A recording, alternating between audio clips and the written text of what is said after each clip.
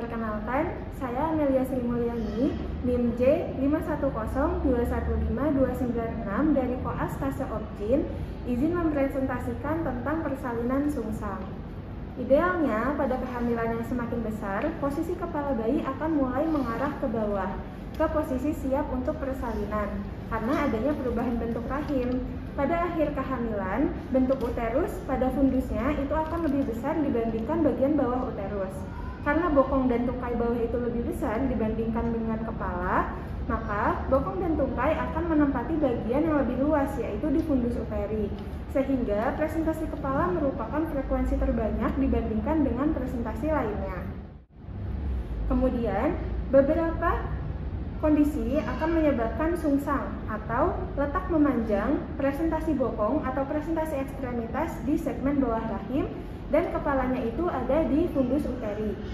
Terdapat 3 klasifikasi utama pada presentasi bokong. Yang pertama adalah frank bridge atau presentasi bokong murni, yaitu bagian bawah janin adalah bokong saja tanpa disertai lutut atau kaki. Kedua paha janinnya itu fleksi dan ekstremitas bawahnya itu ekstensi. Kemudian yang kedua ada complete bridge atau presentasi bokong sempurna.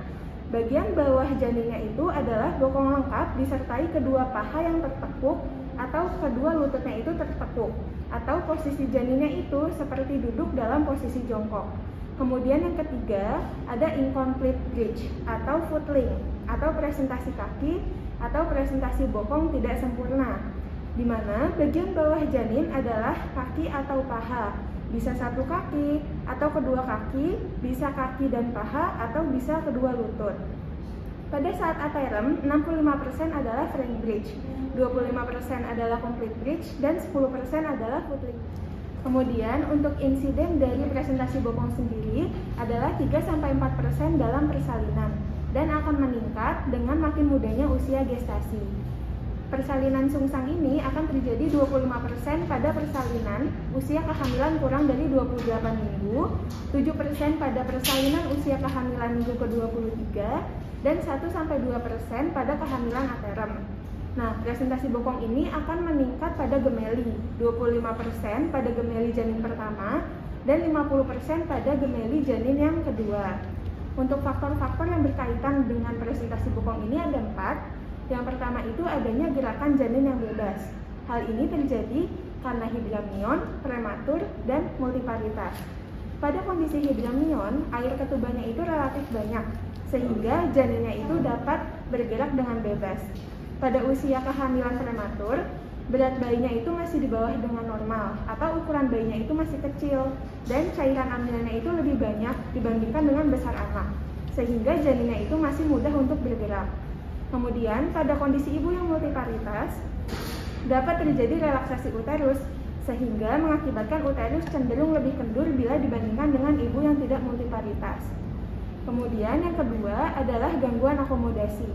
Gangguan akomodasi ini dapat terjadi pada kelainan bentuk uterus, adanya tumor rahim, adanya ekstensi tungkai janin, adanya plasenta yang terletak di daerah kornu, di fundus uteri, itu juga bisa menyebabkan gangguan akomodasi sehingga menyebabkan presentasi bokong.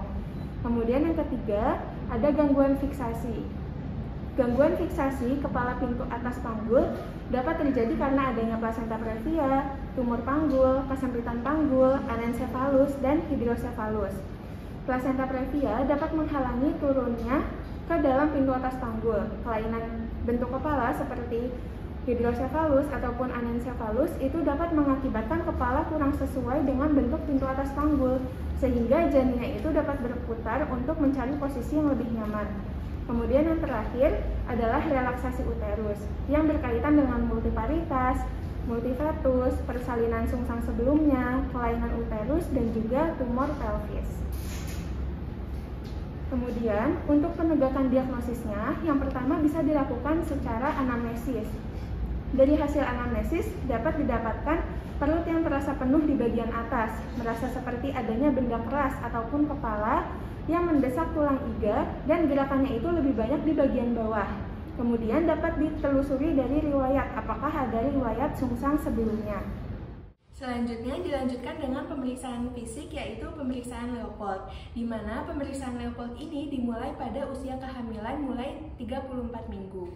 Nah, yang pertama itu ada Leopold 1, di mana di Leopold 1 di fundus uterinya itu teraba bagian janin yang bulat dan keras atau kepala, atau balotemenya itu positif. Kemudian Leopold 2 di sini teraba punggung di satu sisi dan di satu sisinya lagi teraba bagian kecil janin. Kemudian lanjut ke Leopold 4. Bila engagement-nya itu belum terjadi, maka bokong janinnya itu masih dapat digerakkan di atas pintu atas panggul. Kemudian Leopold 4 itu teraba bokong atau bagian yang kurang bundar dan lunak terasanya itu di bawah uterus, yang menunjukkan posisi bokongnya itu ada di bawah simfisis. Kadang-kadang bokong janinnya itu akan teraba bulat dan memberikan kesan seolah-olah itu kepala, tapi biasanya bokong ini tampak lebih sulit digerakkan daripada kepala. Kemudian DJJ-nya ini biasanya ditemukan setinggi pusat atau sedikit lebih tinggi daripada umbilikus, bisa di sebelah kiri maupun di sebelah kanan. Pada penegakan diagnosis selanjutnya dilakukan pemeriksaan dalam atau pemeriksaan VT. Bu, permisi ya Bu, di sini dilakukan pemeriksaan dalam. Di sini Bu tarik nafas panjang. Kemudian di sini ditemukan perbedaan antara anus dan mulut pada pemeriksaan dalam. Jika pada anus ditemukan adanya lubang kecil, tidak ada tulang, tidak ada refleks menghisap, dan ada mekoniumnya. Kemudian jika presentasinya itu mulut, maka akan ditemukan lidah, rahang, dan ada refleks hisapnya. Kemudian ada perbedaan antara kaki lutut dan siku tangan. Jika kaki lutut itu ditemukan tumit, sudut 90 derajat, kemudian rata jari-jari, ada patella, dan ada poplitea. Namun jika ditemukan tangan siku, maka adanya jari panjang, tidak rata, kemudian patellanya itu tidak ada. Penegakan diagnosis yang selanjutnya adalah pemeriksaan penunjang, di mana di pemeriksaan penunjang ini bisa menggunakan USG maupun MRI. Dalam USG ini untuk mengonfirmasi letak janin, menentukan letak plasenta, menemukan kemungkinan cacat bawaan, taksiran berat janin, penilaian volume air ketuban, dan keadaan hiperekstensi kepala, posisi tungkai bawah, dan fleksi kepala. Sedangkan untuk MRI di sini untuk melihat struktur dari panggul ibunya. Kemudian presentasi bokong ini bisa berubah sendiri berdasarkan gerakan bayi, terutama jika usia kehamilannya itu belum masuk ke 36 minggu. Untuk manajemen presentasi bokong itu terbagi menjadi dua, ada yang sebelum infartu, ada yang setelah infartu. Di mana yang sebelum infartu itu manajemennya adalah dengan menggunakan versi luar, sedangkan yang setelah infartu itu dilakukan bedah sesar ataupun persalinan presentasi bokong per vagina. Untuk versi luar atau external cephalic version atau ECV itu merupakan suatu prosedur untuk mengubah presentasi janin dengan melakukan manipulasi fisik, baik mengubah salah satu kutub ke kutub yang lain pada letak memanjang ataupun mengubah letak oblik atau lintang menjadi letak memanjang. Untuk indikasi dari versi luar, yang pertama itu ada presentasi bokong pada multigravida mulai usia kehamilan 38 minggu dan pada primigravida mulai usia kehamilan 34 sampai 36 minggu. Sedangkan untuk letak lintang itu untuk usia kehamilan lebih dari sama dengan 34 minggu. Untuk syaratnya, pembukaan kurang dari sama dengan 4 cm, bagian-bagian janinnya itu mudah diraba, kulit ketubannya itu masih utuh, bagian terendah janin belum masuk PAP, dan bayinya itu dapat lahir per vagina. Untuk kontraindikasi dari versi luar, yang pertama ada pendarahan antepartum, kemudian ada hipertensi, ada cacat rahim, kehamilan ganda, primigravida tua, insufisiensi plasenta, dan hidramion. Kenapa hidramion ini merupakan kontraindikasi versi luar? Karena sukar dilakukan dan posisi janinnya itu mudah kembali ke posisi yang semula. Kemudian ini adalah cara untuk melakukan versi luar, di mana yang pertama itu adalah mobilisasi, di mana tangan kanan dan tangan kirinya itu akan mengeluarkan bokong dari pintu atas panggul atau dari rongga pelvis, kemudian mengeluarkan Bagian terendahnya ini setelah dimobilisasi itu ada yang namanya ekstentrasi. Setelah bokongnya ini bebas, maka bokongnya itu dikesampingkan atau ke fossa iliaca. Kemudian setelah itu dirotasi. Jadi si janinnya ini akan dirotasi ke arah yang mudah. Kemudian di sini akan dirotasi menjadi presentasi kepala. Kemudian di sini setelah dirotasi menjadi presentasi kepala, maka difiksasi. Nah, difiksasi ini bisa dengan menggunakan gurita pada ibunya. Jadi ibunya ini menggunakan gurita minimal selama 1 minggu.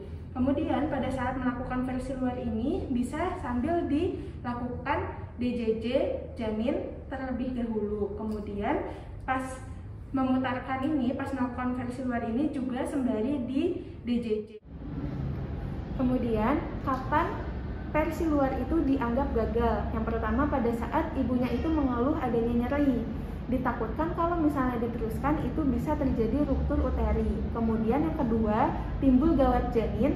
Yang ketiga, bagian janinnya itu tidak dapat dipegang dengan baik. Dan yang keempat, ketika dilakukan rotasi, terasa adanya hambatan yang berat. Ada juga komplikasi dari versi luar ini. Yang pertama ada solusio plasenta, kedua ada lilitan tali pusat, kemudian yang ketiga itu ketuban pecah, dan yang keempat itu ada ruptur uteri. Kemudian masuk ke manajemen presentasi bokong dengan melakukan persalinan presentasi bokong per vaginam. Untuk kriterianya ada 2, ada kriteria janin maupun kriteria ibu, di mana kriteria janinnya itu frank bridge presentation atau complete bridge presentation. Kemudian berat janinnya itu dari 2000 sampai 3500 gram. Kemudian usia kehamilannya itu lebih dari sama dengan 34 minggu dan kepalanya itu difleksi. Kemudian untuk kriteria ibu yaitu panggulnya normal, kemudian tidak ada indikasi dilakukan sesio sesarea dan tidak ada kontraindikasi. Untuk syarat dari pervaginam itu pembukaannya sudah lengkap, ketuban sudah pecah, tidak ada kelainan jalan lahir, tidak ada suspek panggul sempit, hisnya adekuat, TBJ-nya itu kurang dari 3600 gram, kemudian frank bridge presentation dan complete bridge presentation. Untuk kontraindikasi dari persalinannya ada presentasi tali pusat, makrosomia, setiap presentasi selain presentasi bokong murni atau bokong lengkap dengan sikap kepala yang tertekuk atau netral. Kemudian pelvis maternal yang tidak memadai secara klinis, anomali janinnya itu tidak sesuai dengan persalinan pervaginam dan pertumbuhan janin yang terhambat. Untuk kriteria dilakukan sesio sesarea itu ada riwayat persalinan yang buruk, primigravida dengan disertai salah satu faktor X, di antaranya ketuban pecah dini, serotinos, riwayat infertilitas, usia tua, dan lain-lain.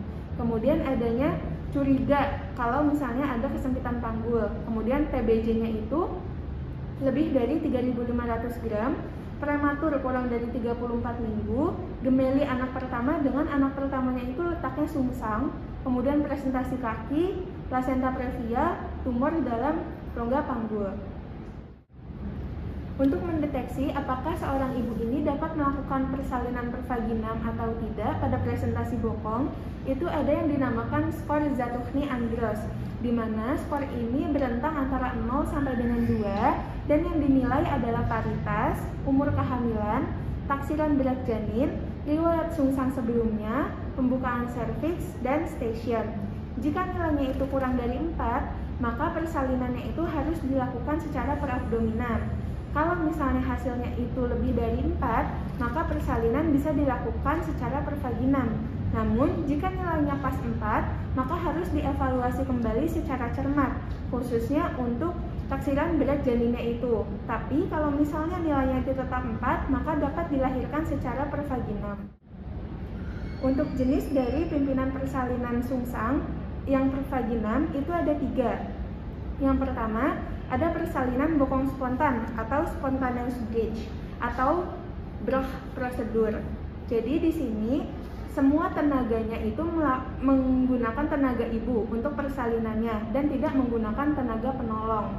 Kemudian yang kedua, ada manual aid atau ekstraksi bokong parsial atau partial bridge extraction atau assisted bridge delivery, di mana setengah melakukan persalinan dengan tenaga ibu dan setengahnya lagi dengan menggunakan tenaga penolong. Kemudian yang terakhir ada ekstraksi sungsang atau total breech presentation, di mana keseluruhan bayi lahir itu menggunakan tenaga penolong. Pada persalinan spontan atau spontaneous breech itu ada 3 prinsip. Jadi ada tahap pertama, tahap kedua, dan tahap ketiga, di mana tahap yang pertama itu disebut fase lambat, lahirnya bokong sampai pusar. Kenapa disebut fase lambat? Karena hanya melahirkan bokong, yaitu bagian janin yang tidak berbahaya. Kemudian yang kedua, tahap kedua, itu ada fase cepat, di mana lahirnya pusar sampai dengan lahirnya mulut. Di sini disebut fase cepat, kenapa? Karena kemungkinan tali pusatnya itu terjepit pada saat kepala janin masuk pintu atas panggul. Kemudian tahap ketiga itu fase lambat lagi, lahirnya mulut sampai seluruh kepala. Di sini untuk menghindari terjadinya pendarahan intrakranial akibat adanya perubahan tekanan dari uterus ke ruangan. Jadi di sini adalah contoh untuk melakukan persalinan spontan atau spontaneous breech. Jadi yang pertama itu mempersiapkan ibu, mempersiapkan janin, dan juga mempersiapkan penolong. Di sini ibunya sudah dalam posisi litotomi dan penolong sudah berdiri di depan vulva. Ketika timbul his, ibunya ini disuruh menelan dengan perangkul kedua pahanya. Pada waktu bokongnya ini sudah membuka vulva, maka disuntikan 2-5 unit oksitosin IM. Kemudian tujuan dari pemberian oksitosin ini untuk merangsang kontraksi rahim sehingga fase cepat itu dapat dilaksanakan dalam 2 his berikutnya. Kemudian segera setelah bokongnya ini lahir, maka bokongnya ini akan dicengkram secara brach, yaitu kedua ibu jarinya ini sejajar dengan sumbu panjang paha, kemudian jari-jari yang lain itu memegang panggul. Nah, kemudian pada setiap his, ibunya itu disuruh mengejan. Kemudian pada waktu tali pusatnya lahir dan tampak sangat teregang, ini tali pusatnya itu akan dilonggarkan terlebih dahulu.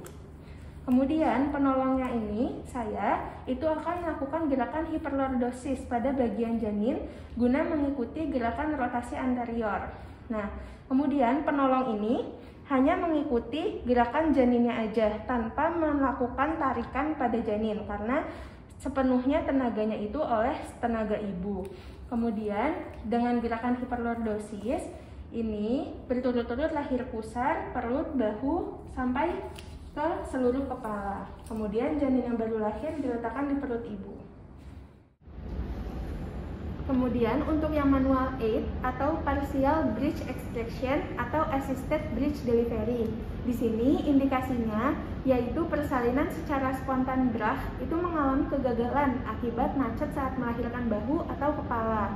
Di sini ada 3 tahap. Yang tahap pertama itu lahirnya bokong sampai dengan pusar itu dengan menggunakan tenaga ibu. Tahap kedua lahirnya bahu dan lengan dengan menggunakan tenaga penolong.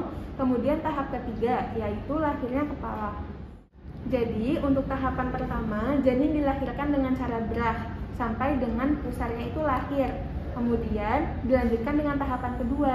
Nah, tahapan kedua ini ada 3 jenis. Yang pertama itu klasik atau Deventer, yang kedua itu Muller, dan yang ketiga itu Loveset.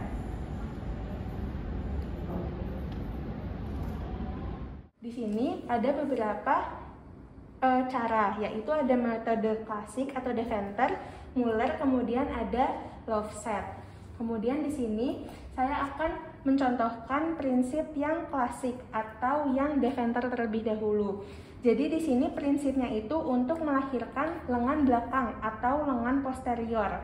Jadi kedua kakinya itu dipegang oleh tangan kiri pada pergelangan, kemudian dielevasi sejauh mungkin sehingga perut janinnya itu mendekati perut ibu.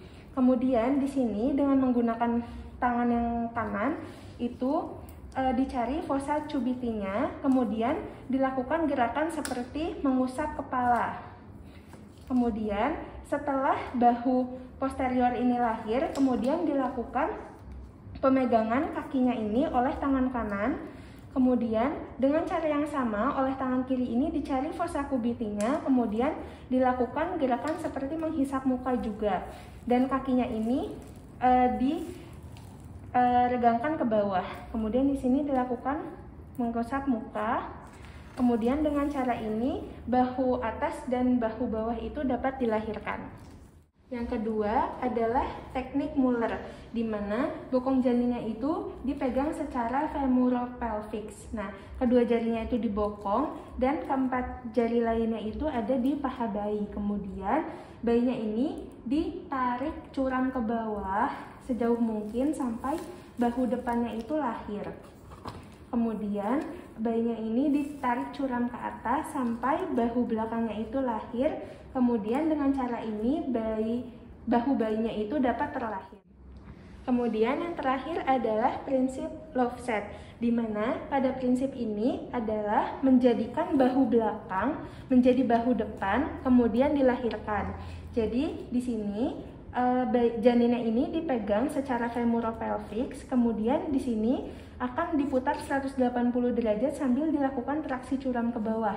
Ini akan menjadikan bahu yang ada di bawah ini menjadi di depan, kemudian dilahirkan, dilakukan traksi curam ke bawah.